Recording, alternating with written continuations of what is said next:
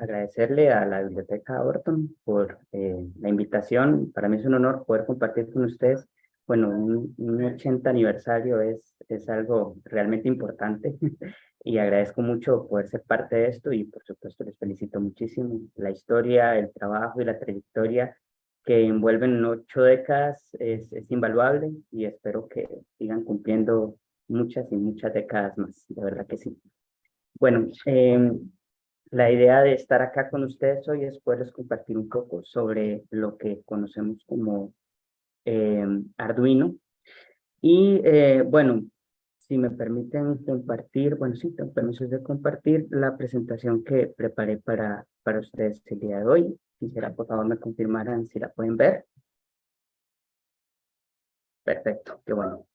Bueno, la llamé Arduino Biblioteca aprendiendo los errores y cuando hablamos de aprender de los errores, suena como una temática un poco más, eh, ¿cómo podríamos llamarlo?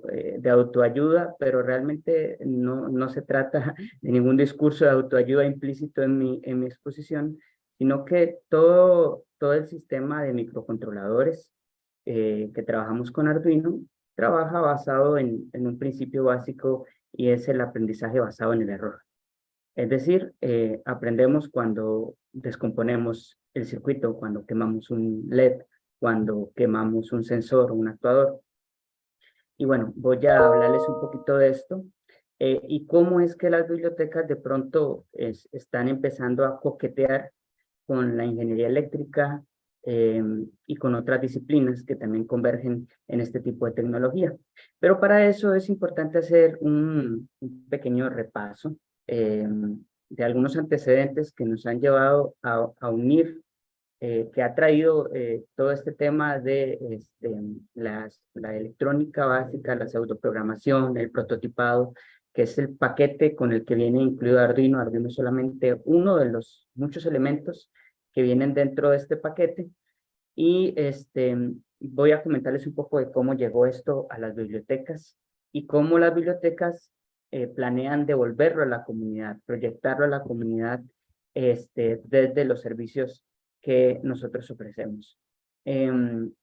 Bueno, contarles un poco sobre los antecedentes y lo primero que tenemos que hacer es hacer un repaso conceptual sobre dónde viene esta tecnología. Si quisiera hacer una acotación, las personas que están en la sala sean bienvenidas a interrumpirme en el momento en que lo deseen. De hecho, también considero más amena el espacio de compartir si tienen la libertad de poder formular alguna pregunta o alguna observación o comentario. Pueden hacerlo con toda libertad a través del chat o levantando la mano en los medios eh, que así lo disponen la herramienta. Sé que vamos a tener un espacio de preguntas al final, pero siempre dejo la puerta abierta porque a veces tenemos allí el comentario que queremos hacer de inmediato y está en el calor de la exposición. Bueno, cuando nosotros hablamos de tecnología, es importante que reflexionemos en el hecho de que cuando se nos vende el concepto de tecnología, la asociamos usualmente a elementos que sí son tecnología, pero que es tecnología un poco más compleja de lo que conceptualmente es la tecnología.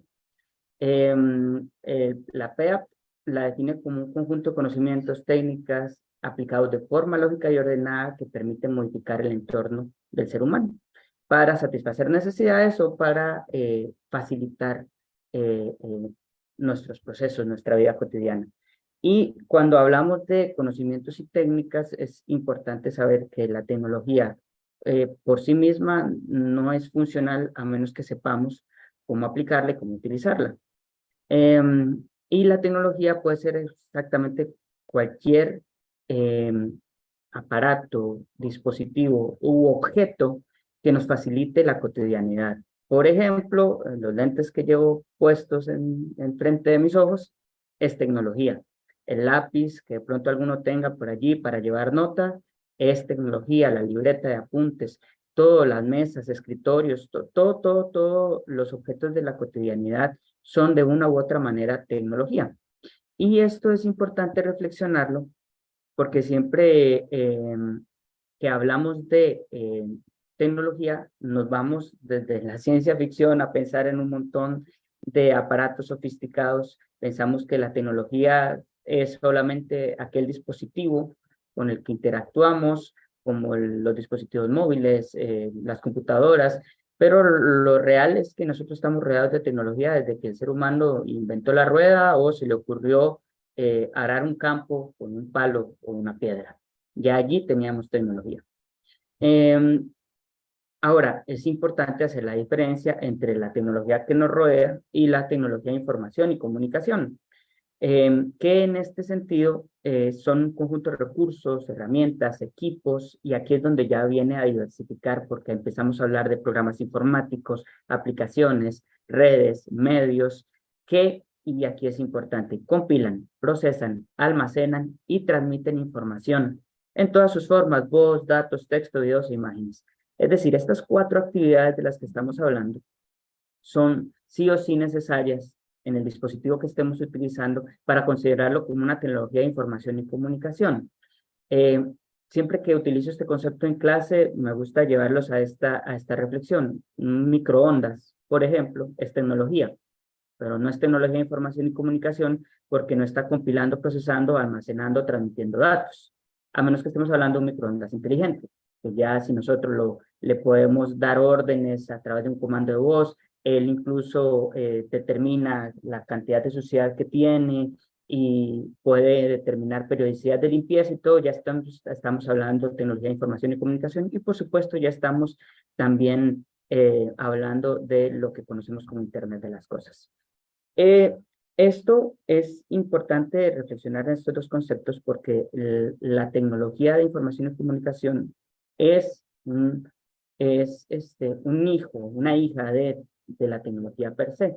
Y como bien sabemos, la evolución del ser humano nos ha enseñado que tenemos la capacidad como especie de retomar una idea, replantearla y mejorarla, y sobre esa base tener otra idea, replantearla y mejorarla. Y lo que nos reúne hoy para hablar sobre todo lo que son microcontroladores, robótica y todo esto, e incluso el webinar que va a acompañar Jeffrey el viernes en relación a inteligencia artificial, tiene que ver con todos los años de producción tecnológica que nos hemos dado el lujo de tener como sociedad. Es decir, esto es posible gracias a que acumulamos una gran cantidad de tiempo en conocimientos, experiencias e invenciones que nos permiten tener lo que tenemos hoy alrededor con la tecnología, que es en realidad una infinidad de elementos que están allí intercediendo en nuestra vida. Y estas características de las TIC las vamos a poder clasificar en tecnológicas y sociales. Es decir, las tecnologías de información y comunicación tienen que tener estas 6 características en su naturaleza tecnológica, pero también van a incidir en nuestra capacidad social. La tecnología es un invento humano. Desde la piedra, como les comentaba, hasta las tecnologías de última generación, el chat GPT o cualquier otra invención con las que hemos estado lidiando en los últimos meses. Entonces van a tener dos caras de la moneda: toda esta parte tecnológica que son las capacidades que nos brinda, pero también inciden en todas estas partes sociales, que es la forma en la que impacta nuestra cotidianidad. Y es que la forma en la que tenemos que analizar Arduino es también la forma en la que la tecnología va a diversificar nuestra forma de vivir. Ahora, cuando hablamos de tecnología de información y comunicación, tenemos que hablar de que su primer característica es la inmaterialidad. Por ejemplo, nadie sabe a qué huele Word o cómo se siente la textura de Google o de pronto a qué sabe, no sé, una hoja de cálculo de Excel, porque son elementos que no tenemos cercanos a nuestra socialización material, sino que más bien están vinculados con una serie de conocimientos, y aquí es donde nos devolvemos un poco a la definición que nos daba el Ministerio de Tecnología de Colombia, en relación a que está estrechamente vinculado con todo lo que conocemos e entendemos de tecnología. Esa inmaterialidad hace que nosotros, por ejemplo, si queremos representar el Internet, tenemos que hacerlo a través de una metáfora. Y dibujamos una nube para poder entender cómo funciona el Internet, pero al fin y al cabo no es algo que podamos describir como una piedra, o como un automóvil, o como una bicicleta. Por supuesto que también nos dan interactividad, y esto es una de las situaciones que más ha impactado nuestra sociedad, porque nosotros eh, podemos eh, interactuar constantemente con los dispositivos con los que tenemos. Es decir, podemos darles órdenes, podemos consultarles, podemos compartirlos. Eso nos permite también una de las grandes capacidades sociales que nos da las tecnologías de información y comunicación, que es la interconexión. El hecho de que yo esté ahorita en San Pedro de Montes de Oca, muy lejos de la Biblioteca Orton, pero pueda estar comunicándome con ustedes, y quizás algunos de los participantes tampoco están allí en la ubicación geográfica de la biblioteca, pero nos podemos interconectar. También existe esta instantaneidad, bien reflejado en todas las condiciones sociales, que involucra, por ejemplo, el doble check azul en WhatsApp. Eh, Estamos hablando de toda una tecnología que tiene que ver con la imagen y el sonido. Estamos acostumbrados a escuchar y a ver a través de los aparatos tecnológicos, y es justamente estos dos sentidos con los que nosotros interactuamos con los dispositivos. Y por supuesto, todo esto enmarcado en lo que conocemos como la digitalización, lo que hace que a nivel social podamos vivir diversidad, innovación y penetración a través de estas tecnologías. Y este último de penetración es uno de los más, de las características más interesantes de las tecnologías de información y comunicación, porque imagínense, por ejemplo, que ahorita ustedes de pronto salieron de sus casas, y cuando regresen en la noche hay en su habitación una carta que alguien dejó. Y resulta que no es alguien que viva con ustedes, no es alguien que tuviera llaves de la casa, y por supuesto está en el lugar más privado de su cotidianidad, que es una habitación. Y es justamente lo que ahora sucede, como por ejemplo recibimos publicidad por WhatsApp o por mensajes de texto, esa penetración de llegar hasta la parte más íntima de nosotros, que es el celular, eh, sin que nosotros hagamos otra cosa más que permitirle la entrada. Entonces, esta analogía de la cama y la carta, me gusta usarla con mis estudiantes, porque nos ayuda a reflexionar qué tanto estamos dando y qué tanto estamos permitiendo en relación a las tecnologías. Y de pronto ustedes podrán decir, bueno, estos antecedentes están muy interesantes, pero ¿qué tiene que ver esto con Arduino? Bueno, resulta que Arduino nos, nos facilita poder diseñar y crear tecnologías que tengan que ver con información y comunicación. Es decir, piensen, por ejemplo, en lo que existió antes, en la primera generación del Internet. El Internet, el Web 1.0, era algo estático, completamente, podríamos decir que elitista, porque solamente las personas con conocimiento en informática y con acceso a los recursos informáticos de hardware caros de la época tenían acceso a producir información para Internet. Y ahora todos producimos Internet, y esto hace que tengamos, por ejemplo, fenómenos como la fake news y otros elementos que están allí aquejándonos como sociedad, pero hubo un cambio en el paradigma. De pronto éramos parte del fenómeno Internet. Podíamos tener voz, podíamos tener voto. Y cuando estamos hablando de tecnologías abiertas, de hardware y software libre, que es en lo que está basado Arduino, estamos hablando también de una ruptura en el paradigma de la tecnología. Ya no tenemos que ir a alguna ferretería a invertir un montón de dinero en un sistema eh, de cámaras de vigilancia, porque podemos hacerlo con Arduino. No tenemos que ir al mismo lugar a invertir un montón de dinero para un sistema de riego automatizado, porque podemos diseñarlo con Arduino. Y así otro N cantidad de elementos. Diseñar juguetes lúdicos, diseñar incluso brazos robóticos que nos den algún tipo de automatización, alguno de los procesos cotidianos, y descubrimos que la tecnología ahora nos sirve a la medida, a lo que nosotros queramos hacer. Y por supuesto, eso también tiene sus implicaciones sociales y tecnológicas. Ahora, esto, las tecnologías como Arduino o como todas las que hemos estado comentando, que son las tecnologías de información y comunicación, tienen diferentes consecuencias cuando nosotros las empezamos a aplicar.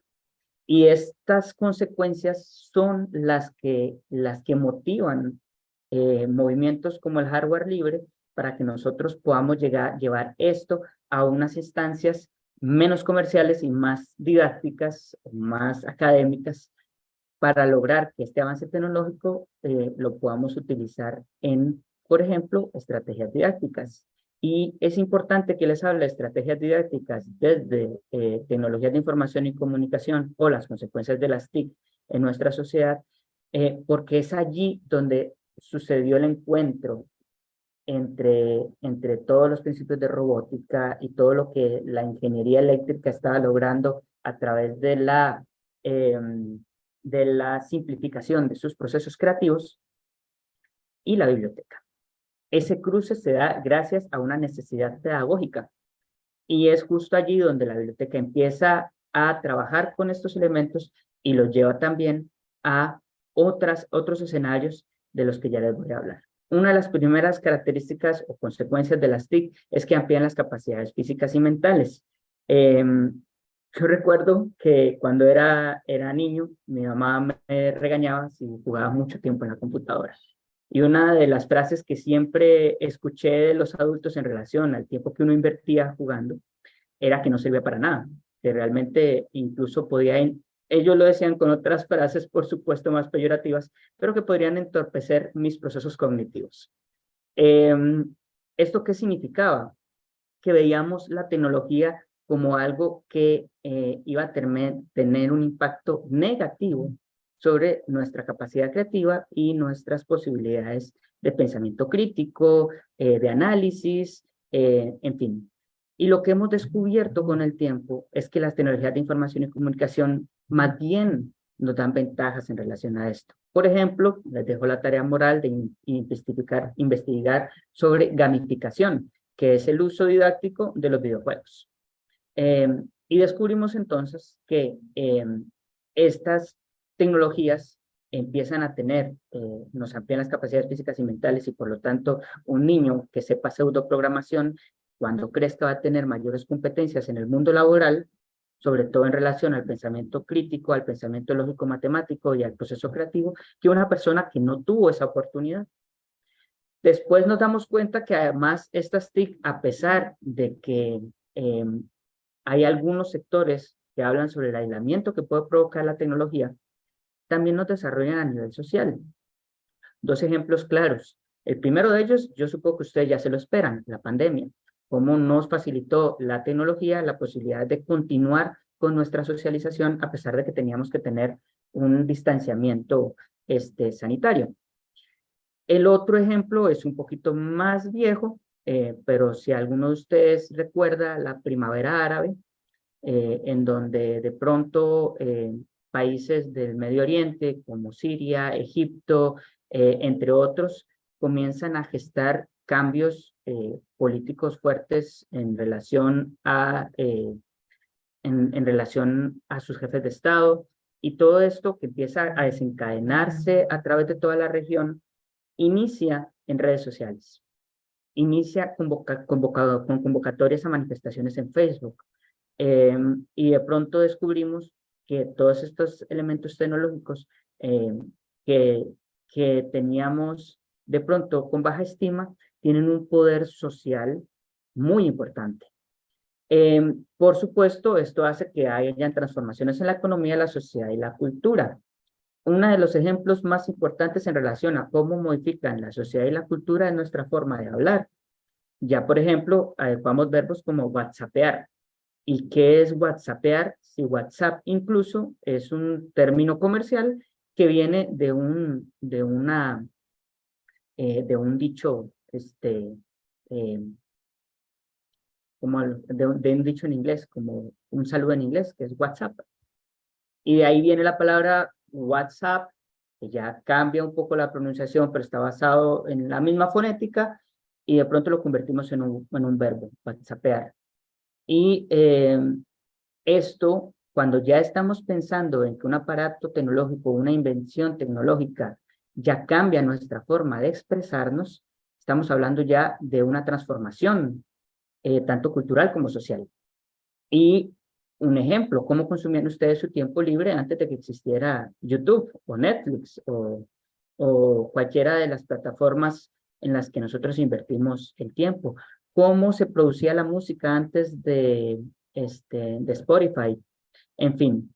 Y por supuesto, inciden en el acceso del mercado laboral, la industria, la información y la comunicación. Y aquí cuando hablamos de mercado laboral es la razón por la que yo estoy acá conversándoles el hecho de que nosotros hayamos, como Escuela de Bibliotecología, intentado estudiar y enseñar todo lo que tenía que ver con microcontroladores, fue justamente para buscar oportunidades en el mercado laboral de nuestros estudiantes.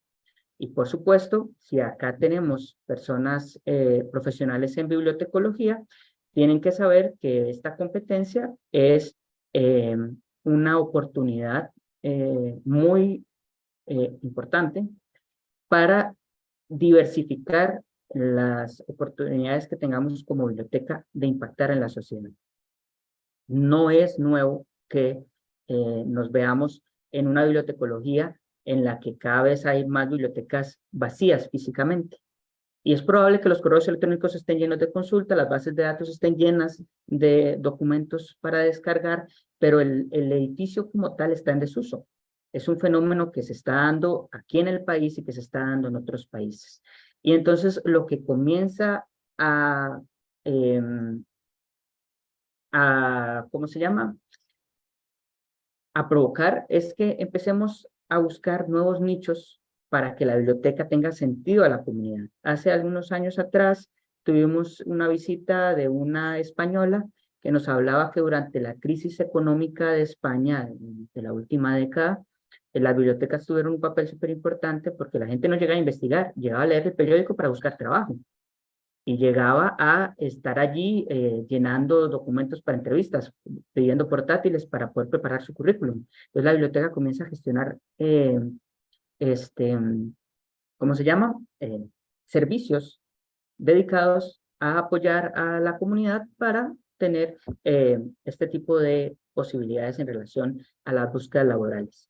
La biblioteca per se es un elemento social que nos ha caracterizado por una cosa y es la posibilidad de adaptarnos. Nos hemos adaptado a la al cambio de paradigma tan grande que tuvimos con la imprenta, nos adaptamos a la aparición del Internet y hoy tenemos que adaptarnos también a la explosión de información que estamos teniendo debido a las diferentes condiciones tecnológicas y sociales que nos están acogiendo. Entonces, es importante que como profesionales en bibliotecología también invirtamos espacio y tiempo para poder aprender estas nuevas tecnologías. ¿Por qué? Bueno, ya un poquito les voy a dar más detalle en relación a esto, pero pasa que ahora las bibliotecas se están convirtiendo en ese espacio creativo para la comunidad. Y entonces, si yo quiero emprender, puedo ir a la biblioteca a que me ayuden a emprender.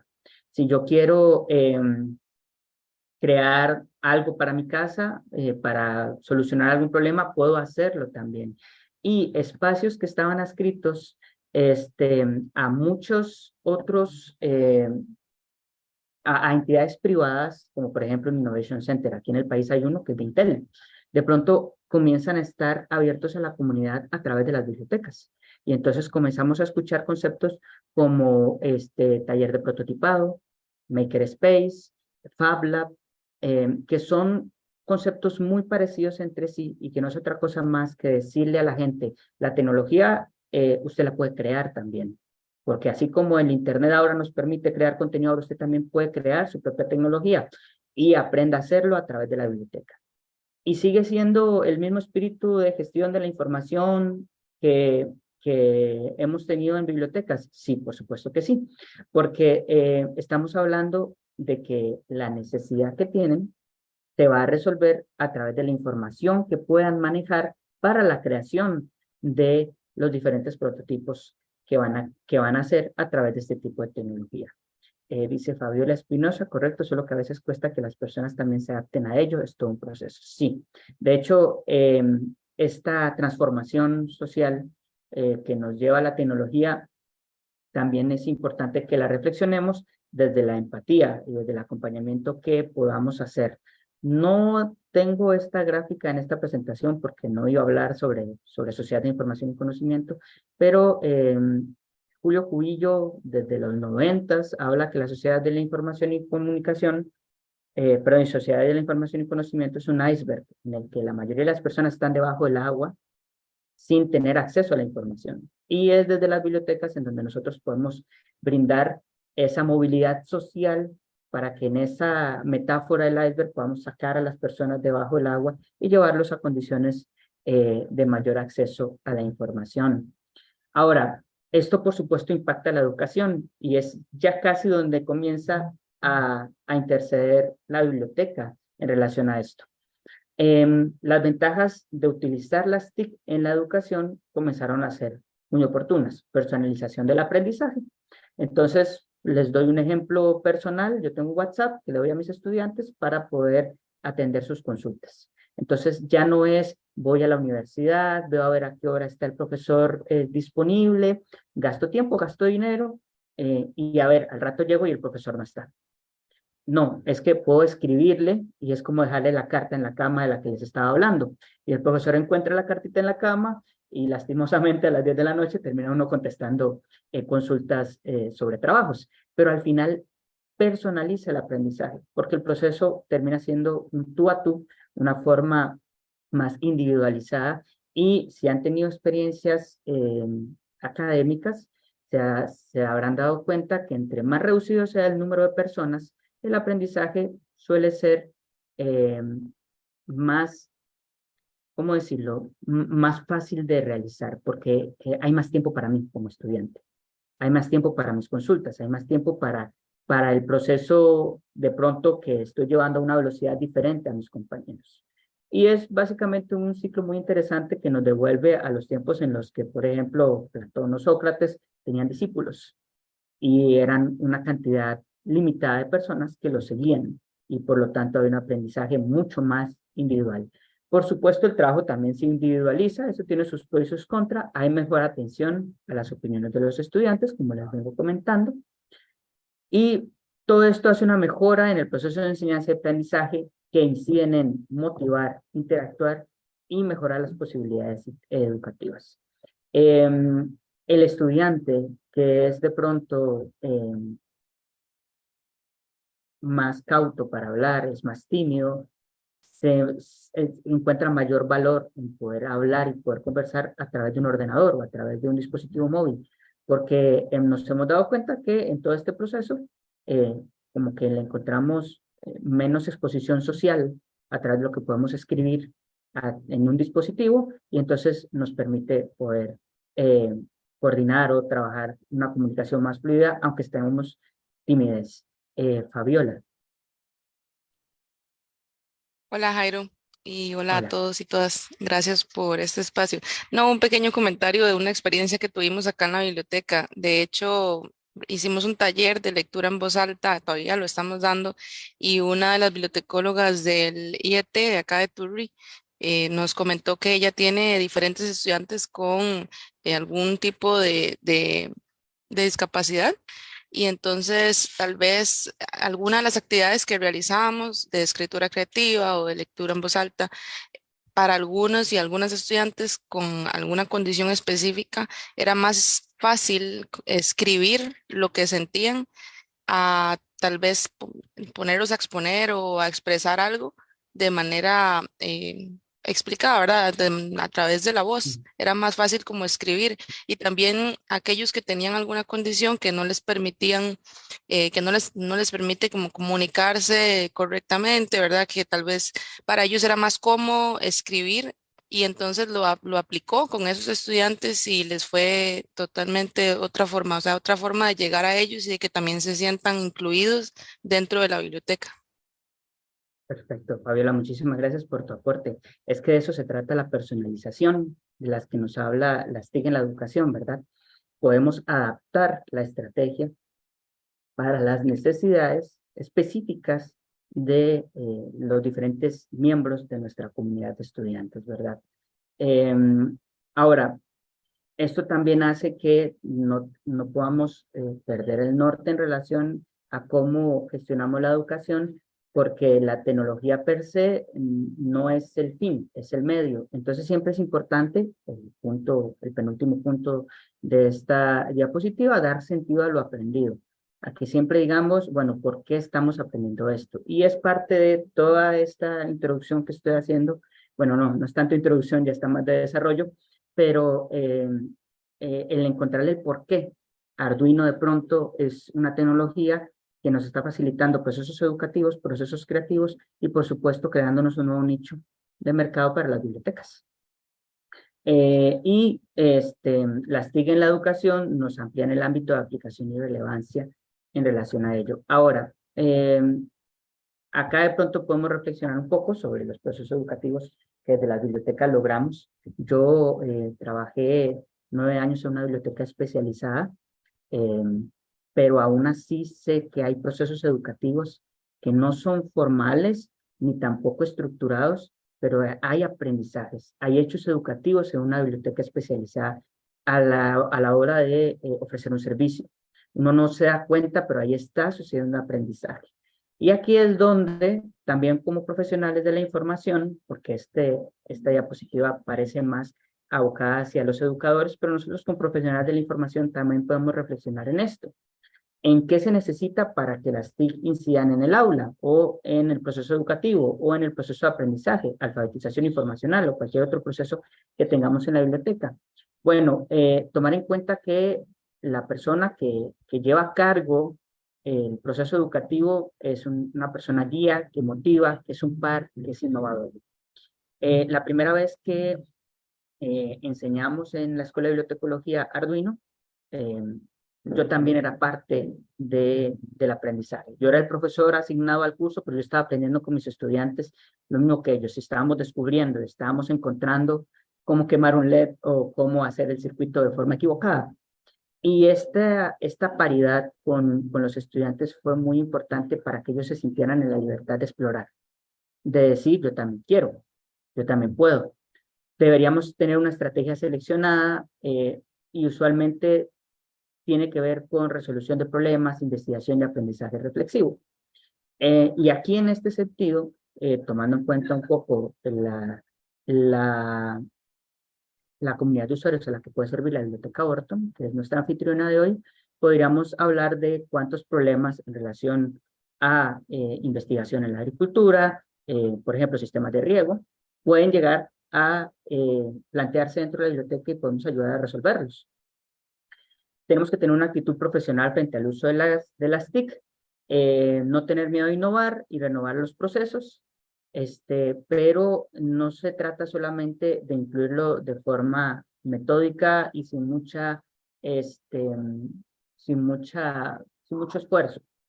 Por ejemplo, si ustedes han estado en una clase donde se utiliza el video BIM y les proyectan una presentación en PowerPoint, como esta charla, no es una aplicación significativa de tecnologías de información y comunicación. La literatura nos dice que tenemos que llevarlo un paso más.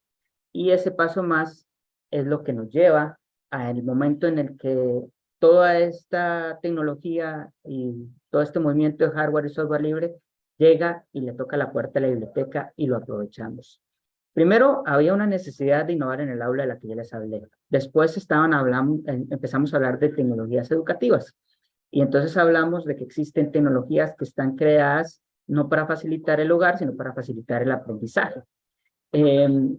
Aunado a esto, llega el movimiento de hardware y software libre con todos los principios de por qué guardarse el código, compártalo, y de repente ya no estamos hablando de solamente comparta el código, ahora también es comparta el plano de su dispositivo. Y permítame a mí hacerlo también, porque de pronto yo también quiero hacer lo que usted hizo. El método STEAM, bueno, STEM, según lo queramos eh, pronunciar, tiene que ver con todo el aprendizaje basado en el error, todo el aprendizaje que nosotros podemos tener a nivel experiencial y responde esta sigla: Science, Technology, no me acuerdo qué era la matemática, artes, en fin.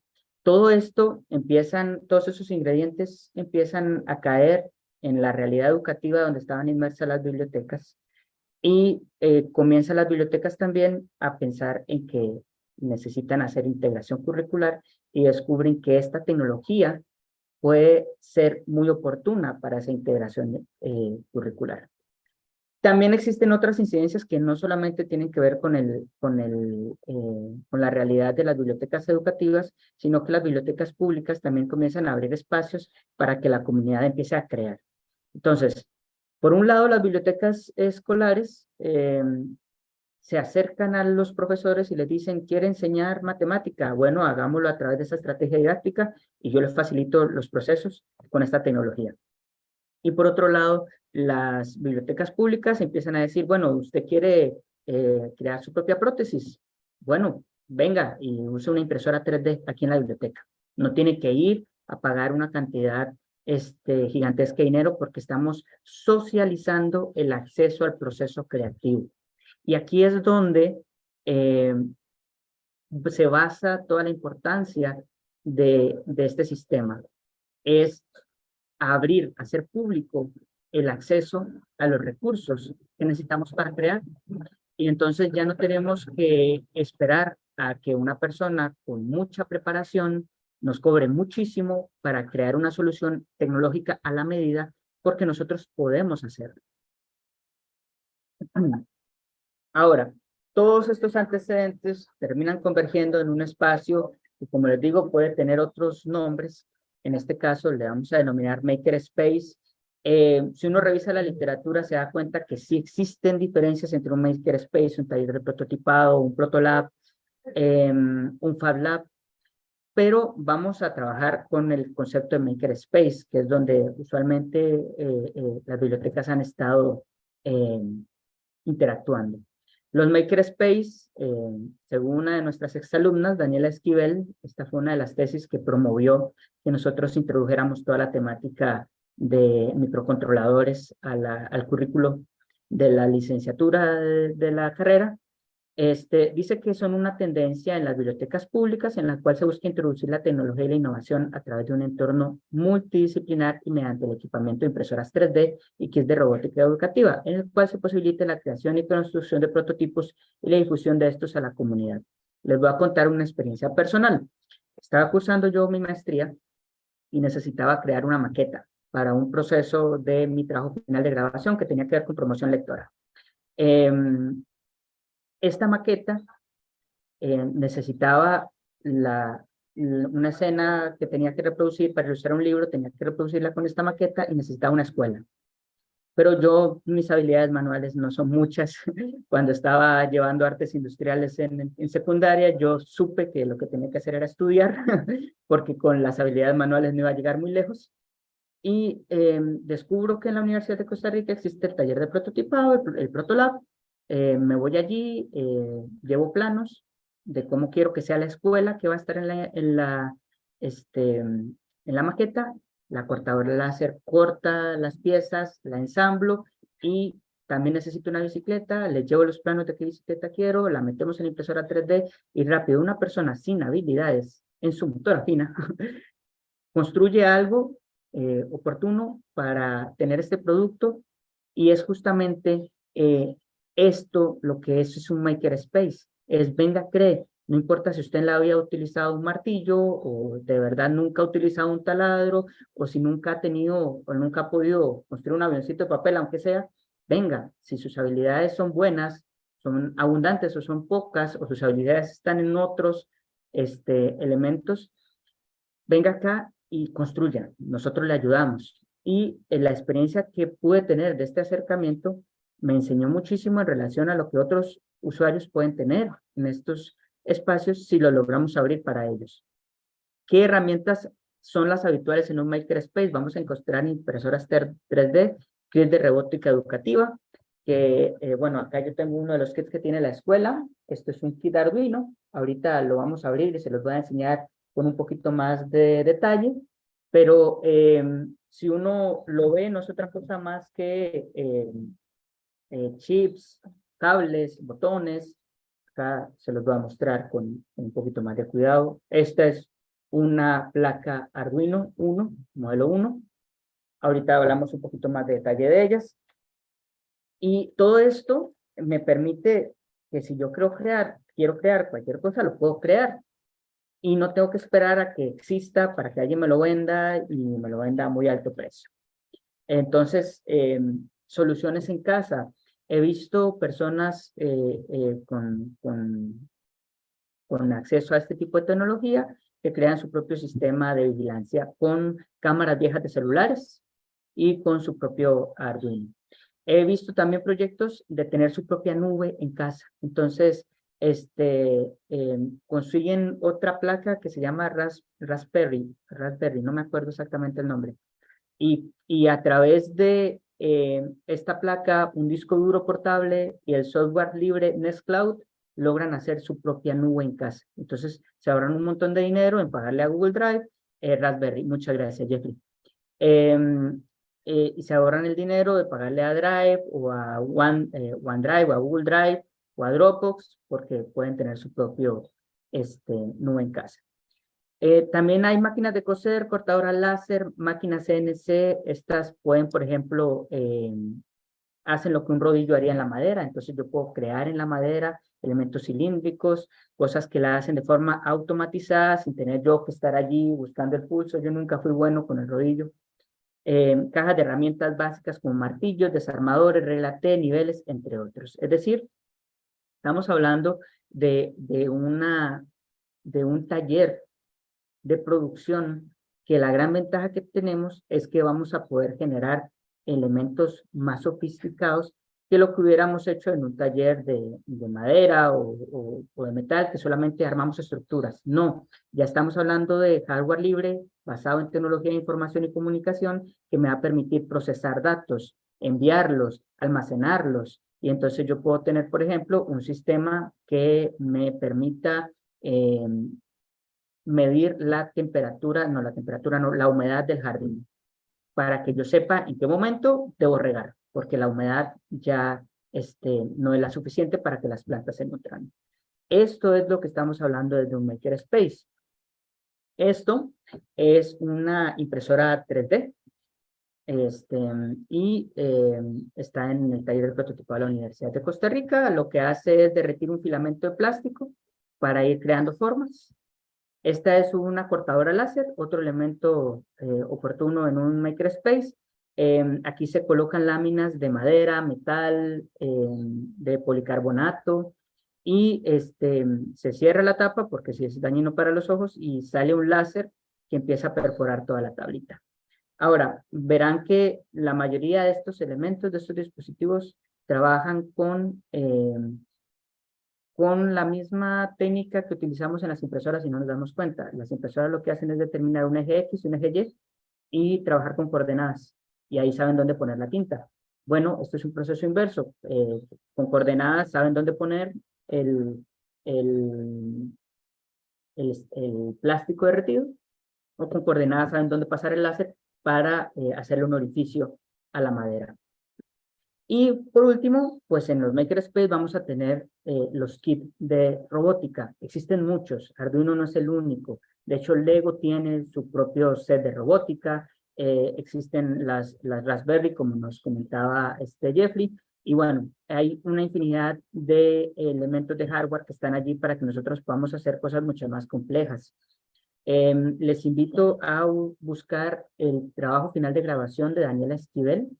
Lo pueden encontrar en el repositorio de la Universidad de Costa Rica, Terwa, y si no me escriben, yo tengo acceso, bueno, todavía tengo contacto con la autora y podemos facilitarle una copia, porque ella hace un inventario de un montón de tecnologías de hardware libre que existen, los usa para fines educativos, pero ustedes van a darse cuenta, por ejemplo, que pueden hacer un robot con ruedas que pueda caminar por su casa. De pronto la barredora que tanto quieren y que es carísima para no tener que barrer su casa, la pueden construir ustedes mismos. Ahora, Arduino es una marca comercial. y de hecho uno puede encontrar su versión genérica o su versión original. Es un sistema microcontrolador monoplaca de hardware libre de fácil uso y bajo coste, desarrollado inicialmente para facilitar el uso de electrónica en diseños artísticos e interactivos y la aplicación de esto para personas no expertas. Voy a dejar de compartir un segundo para que tengan la imagen mía un poquito más grande. Esta es la famosa placa. Entonces, ¿qué tiene? Va a tener un puerto de alimentación en el que nosotros no solamente le podemos facilitar corriente a través del ordenador, sino que también le podemos dar datos. También tiene otro puerto de alimentación, pero este sí solamente es de corriente para que una vez que nosotros le introdujimos los datos, tenga autonomía. Puede andar allí con una batería, por ejemplo, un robot, y nosotros podamos trabajar de forma autónoma sin que esté pegada a la computadora. Tiene una serie de pines y estos pines son donde sucede la magia. Los pines pueden tener carga positiva y negativa y allí conectamos cables y a estos pines nosotros les podemos conectar dos tipos de elementos, los actuadores y los sensores. Los actuadores son todas aquellas elementos con los que nosotros interactuamos. Un botón, un micrófono, un teclado, y los sensores son aquellas cosas que ejecutan una acción de acuerdo, perdón, que leen el ambiente de acuerdo a datos. Por ejemplo, el sensor de movimiento va a determinar si hubo movimiento cerca. El sensor de, este, de temperatura nos va a determinar qué temperatura tenemos. Y es importante hacer una corrección. El actuador, los ejemplos que les mencioné no son actuadores, son sensores. El teclado, el botón son sensores también porque están hechos para que reciban una acción, mientras que el actuador ejecuta algo.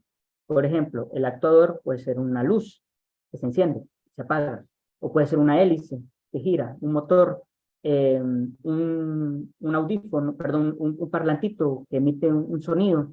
Eso es un actuador. Entonces, por un lado tenemos los sensores que reciben información y por otro lado tenemos los actuadores que ejecutan la acción que nosotros le damos.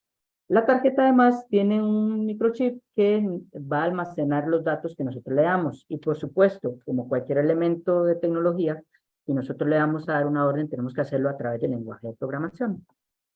Pero no se vayan a asustar, utiliza el lenguaje de programación Python, pero existen aplicaciones para que nosotros no tengamos que aprender la programación, sino que hagamos algo que se llama pseudoprogramación. Entonces, por ejemplo, existe Scratch, MBlock y otras tantas, que lo que hacen es que nosotros les podamos dar órdenes según nosotros vayamos trabajando.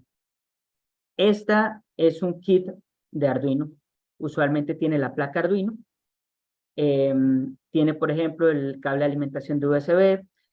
Tiene LEDs, luces LED. Tiene resistencia porque estamos hablando de principios de electrónica y por lo tanto es un circuito que necesita tener un cambio de amperaje si nosotros estamos utilizando un sensor o un actuador que necesita más ohms que el otro, más una potencia eléctrica diferente.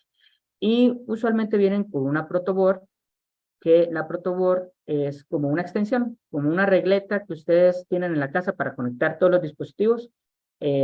Esta protoboard es donde nosotros conectamos todos los sensores y actuadores cuando ya no nos caben en la placa. Este es un ejemplo de cómo se está conectando. Aquí tenemos la corriente negativa. Perdón, la corriente negativa, sí, es esta negra, que llega acá a la protoboard y comienza a viajar por todo el circuito, pasa por la resistencia para no quemar la luz LED y se vuelve a la tarjeta a través del cable positivo. En realidad lo que nosotros estamos haciendo es lo mismo que en su casa hay un toma corriente o un encendedor, se lo enciende y lo apaga y ahí está la luz, es un circuito común. Así funciona el principio básico de la arquitectura en estos sistemas. Y al final nosotros lo que podemos obtener son elementos más, complejos para facilitarnos nuestra vida. Por ejemplo, esto es un ejemplo de lo que llamamos programación, pseudoprogramación. Así se programa en MBlock y en Scratch. Son nubecitas que uno va colocando y le va colocando datos, y el arte de combinarlos de forma correcta es lo que uno va aprendiendo en los cursos de pseudoprogramación para utilizar MBlock.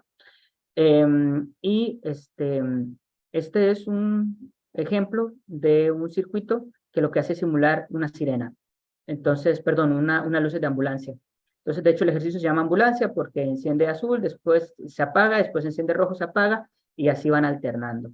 Entonces, acá nos dice que por siempre o para siempre, es decir, hay un ciclo en la programación. Ponga el pin 13 en alto, es decir, el pin 13 es donde estoy mandándole la información a la luz azul, mientras que el pin 12, que es donde estoy mandándole la información al rojo, está en bajo, es decir, alto y bajo es encendido o apagado. ¿Podría explicarles un poquito más en relación a por qué trabaja con alto y bajo y cómo esto se viene heredando desde el código binario, pero tampoco cuento con mucho tiempo? Este es un video de ejemplos de Arduino. Creo que tenía música, así que quiero compartirlo. Vamos a ver.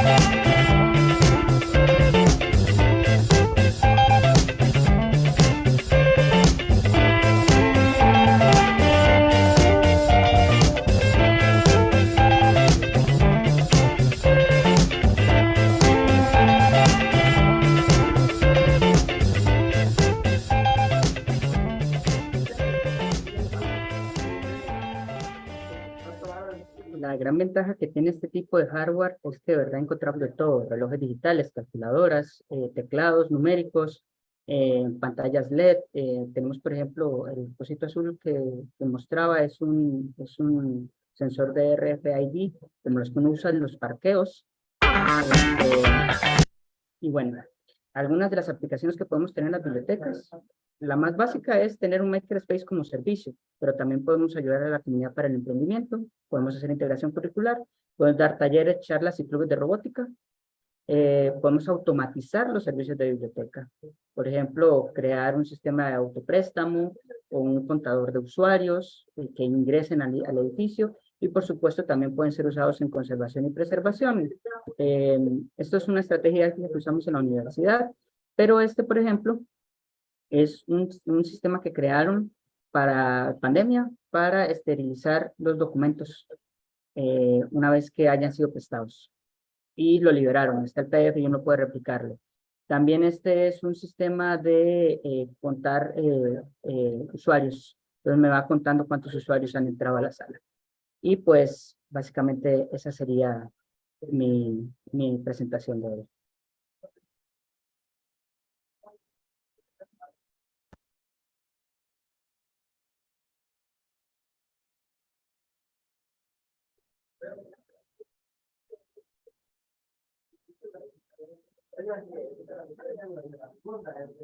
Creo que hay un comentario ahí en el chat.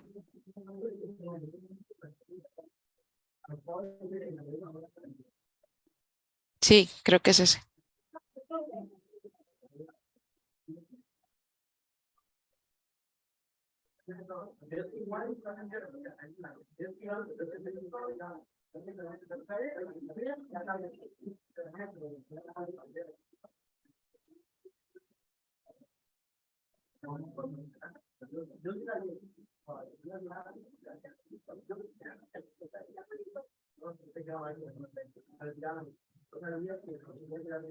Sí, de hecho, a mí me gustaría agregar que, digamos, desconozco las personas que están conectadas, en qué biblioteca trabajan, sé más o menos el perfil que tiene la biblioteca Orton, y lo que quisiera es que reflexionemos en el hecho de que de las bibliotecas especializadas también podemos protagonizar procesos de aprendizaje. Una de las necesidades más importantes que tenemos en las bibliotecas especializadas es el relevo generacional. Es decir, tenemos personas muy influyentes, muy importantes, muy preparadas en su rama, en su profesión, pero no necesariamente han tenido la socialización oportuna con el uso de tecnologías. Y es la biblioteca el espacio donde nosotros podemos eh, ayudarles y promover estos espacios de alfabetización, de capacitación. Y yo quería que anotaran mi correo electrónico, que esa diapositiva la quité muy rápido, en caso de que necesitaran alguna información. Yo tengo algunos materiales que he preparado para los cursos en donde enseñamos este, esta tecnología, estos microcontroladores Arduino. Y pues obviamente gracias a la pandemia los conservo en formato audiovisual.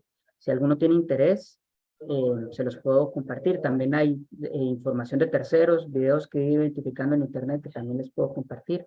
Si alguno tiene interés, me puede escribir con toda libertad. Ahí me escribe, estuve en la charla en la Biblioteca Orton y bueno, yo con todo gusto les puedo colaborar. Ok, bueno, al no haber preguntas, agradecemos a las 15 personas que están en Zoom y al aproximado de 4 o 5 que tuvimos en el Facebook y en este caso a usted, Jairo. Muchísimas gracias por el tiempo, por querer sumarse a esta celebración de los 80 aniversario de la biblioteca y ofrecernos un poquito su conocimiento con el tema de Arduino y todo esto de la modernización de las bibliotecas que es tan importante. Muchas gracias a ustedes por la invitación. Para mí es un honor y muchas felicidades en esta celebración.